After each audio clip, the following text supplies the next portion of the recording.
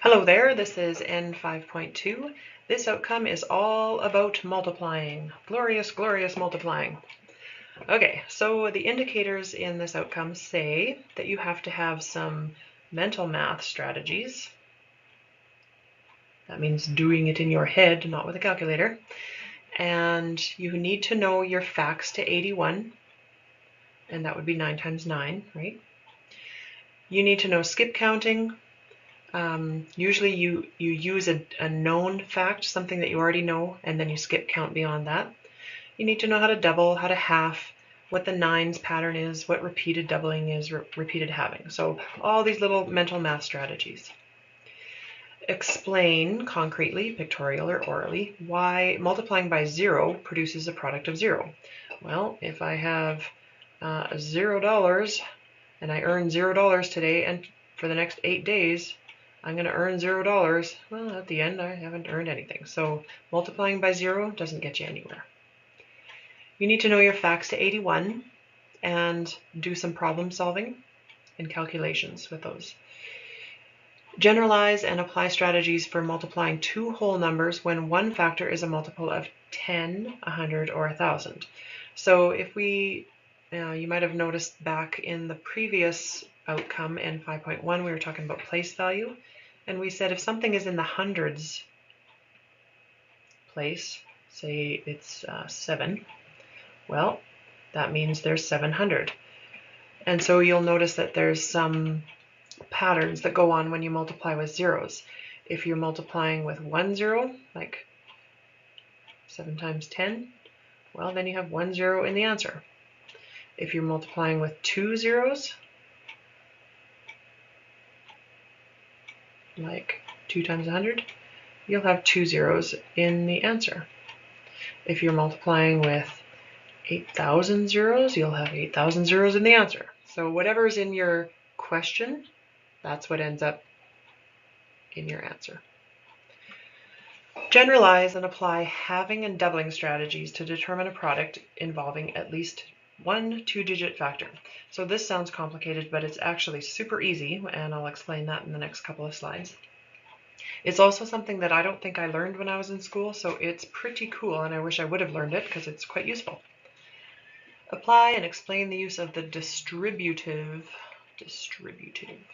property to determine a product involving multiplying factors that are close to multiples of 10. I'll explain that one coming up too, but distributive is one of the words that you can put in your personal dictionary. Look that guy up. Model multiplying two-digit factors using an array. Oh, there's another one of those words. Okay, and I will show you what an array is coming up. Base 10 blocks, we've used those before, or an area model. Record the process symbolically, that means with a picture. Describe the connections between the models and the symbolic recording. Pose, which means come up with. So come up with a problem that requires you to multiply two-digit numbers, like 42, that has 2 digits, yes. Explain the strategies used to multiply those numbers.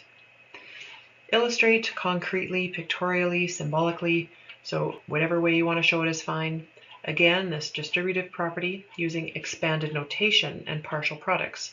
So they've given us an example here. If you're multiplying two digits, like 36, times two digits, like 42, you can break it up a little bit. You can say, well, 36 is the same as 30 plus 6, and 42 is the same as 40 plus 2. Then you can use that distributive property where the 30, circle him, has to get multiplied with the 40 and with the 2. That's what they've done here, 30 times 40 and 30 times 2. And the 6 has to go with the 40 and the 6 has to go with the 2. I'm going to change colors here, hold on. So now they're using the 6. The 6 also has to multiply with the 40 and also has to multiply with the 2, and that's where they have it here. And there's an easier way to do that, and I'll show you coming up. Lastly, explain and justify, which means prove that it's right. Strategies when using multiplying two-digit numbers symbolically. Okay, a lot of words. Let's see what this all means. The multiplication chart. You should know this guy off by heart. You should know it says up to 81, right? And that would be your 9 times 9. Well, I'm pretty sure that we could go to 100, yes? Because we just talked about what happens when you multiply a number like 4 times 10. Well, it's 4 and 1 0 in the question, so 1 0 in the answer, 40. So we probably should know our multiplication tables up to 100 by this point, I would think, yes. Now, multiplication tables actually aren't that complicated. It's just a matter of memorizing. And the cool thing about a multiplication table is it's kind of a mirror of itself. And everything on this half is the same as the top half. Oh, look at my scribbling. Yeah. Super duper. Okay. So we don't really need to know those because it's the same as everybody that's left up there, right? Now you already know your ones. I would think you're pretty good with 1 times tables. You should know your doubles, which is your 2 times table. So if I said 2 times 8, you would know it's 16. And counting by 2s. Most of you know your 5s. 5, 10, 15, 20, 25, 30, those guys. Most of you know your 10s, which is this whole row, and this whole row. Most of you know the 11s, because it's just the double digits, right? So there's really only a few facts that people don't know, and most of them are right about here. Those guys. Those are usually the ones that people don't know. So 4 times 7, 4 times 8, 4 times 9, 5 times 7, 5 times 8, 6 times 7, 6 times 8. Those are the ones that people seem to not be able to memorize. So focus on the heart of the multiplication table. Get those guys memorized. Okay, once you have those memorized, it makes the rest of your life a lot easier because you will see that they've used the word known fact. That means a fact that you know. Well, if you don't know any facts, that's going to make the rest of this quite difficult. So if we're going to skip count from a known fact, well, let's say I've got an equation like 4 times 6. Well, if I don't know what 4 times 6 is, but I can remember my known fact that 4 times 5 is 20, I just need to add another 4. So 20 plus 4, 24. So there I just skip counted. I counted by 4. From here was my known fact. I knew that 4 times 5 is 20, and then I just added one more 4, and boom, I have skip counted for my known fact. Cool, cool. All right, doubling and halving. I love this one. If you have a number like, let's see,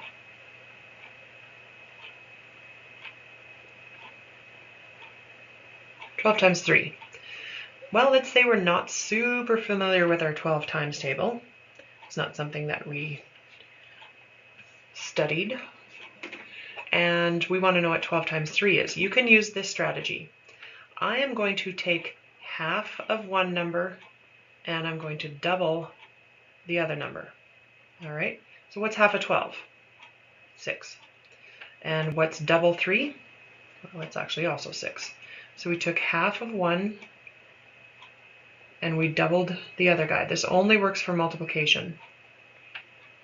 But 12 times 3 is exactly the same. They both are 36. So if I take half of one and I double the other one, you'll end up with the same answer. So it's a pretty cool strategy. Let's try another example. Let's try, it usually works really well if you have a big number and a small number that you're trying to multiply. And the numbers have to be even because you can't take half of something like 45. It just won't work. Okay, so let's do 22 times, let's see,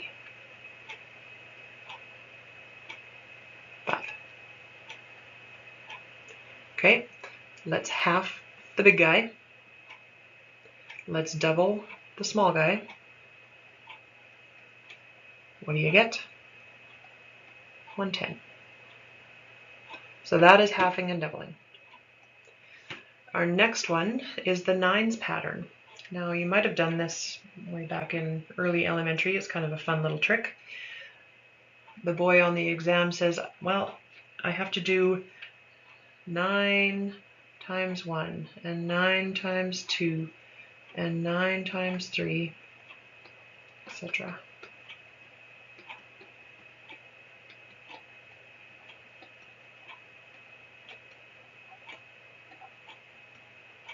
Right. So he has all these questions to do, and he says, well, I don't know. This is one question that I don't know. There's 2 questions that I don't know. There's a 3, and there's a 4, there's a 5, and a 6, and a 7, and an 8. Well, I know this one. 9 times 1 is 9. Well, here's one question I don't know. There's 2, there's 3, there's 4, there's 5, 6, 7, and 8. So there is the 9 times table. There's another trick that you can do with your fingers. I can show you that in class if you ask me at the hot seat. The way that I do 9 times tables, let's look at this guy. If I know that 10 times 5 is 50, I just need to subtract one of those 5s. And then I will have 9 times 5 is 45. So there's lots of different ways that you can do it.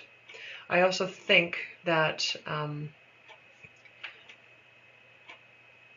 these add up to 9, these add up to 9, these add up to 9, these add up to 9. See the pattern? There's tons of patterns with 9s. Interesting, hey?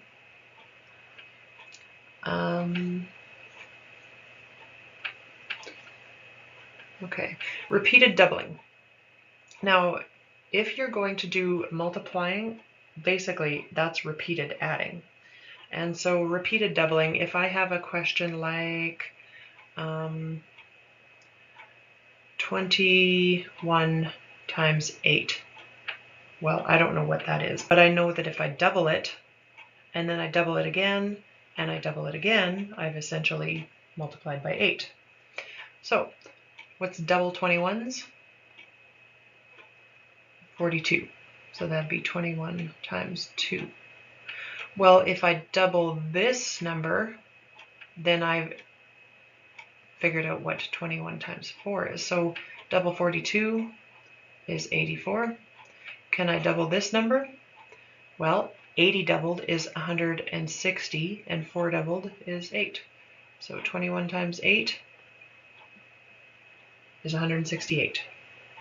So repeated doubling could be an easy strategy to use when you're working with 2s, 8s, 4s, things like that.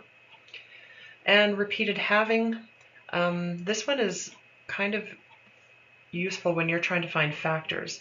If you have a number, let's just use 168 because now we're a little bit familiar with it.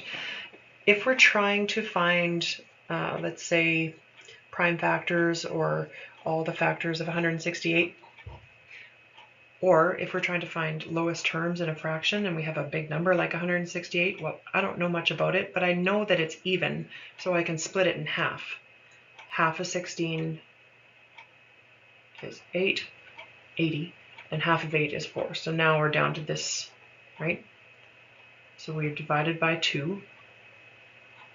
Okay, well, I can divide that by 2 again. I can divide that by 2 again. I can't divide that by 2 anymore, but we're down to a factor. So repeated halving is kind of useful for finding factors. Okay. Multiplying with zeros. So remember we were talking about however many zeros you have in your question is what you're going to have in your answer. So let's look at this one down at the bottom. 5 times 1,000. 1, 2, 3 zeros in the question. What does that mean? 3 zeros in the answer. What about this one? 8 times 100. How many zeros in 100? 2. So how many zeros in your answer? 2.